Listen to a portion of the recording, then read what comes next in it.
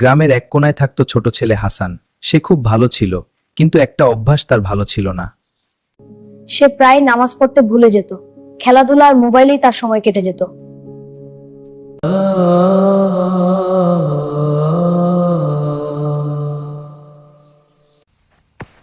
এখন না, পরে পড়বো। কিন্তু হঠাৎ বিদ্যুৎ চলে গেল, চারদিকে অন্ধকার। সে একটু ভয় পেয়ে গেল। তখন তার দাদুর কথা মনে পড়ল। দাদু, নামাজ হলো আল্লাহের সাথে কথা বলা। বিপদে পড়লে আগে আল্লাহকে ডাকো। আল্লাহুম্মা গফিরলি ওয়াসিলিয়ানি ওয়া বারিক লি ফি রিয়াকি। হে আল্লাহ, আমাকে নিয়মিত নামাজ পড়ার তৌফিক দাও। পরদিন থেকে হাসান ঠিক করলো, আজান শুনলেই খেলা বন্ধ করে নামাজে যাবে। কিছুদিন পর সবাই অবাক হয়ে দেখল হাসানই সবার আগে মসজিদে যায়।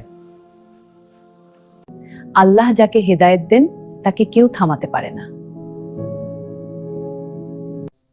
নামাজ শুধু ফরজ নয়, এটা হৃদয়ের শান্তি।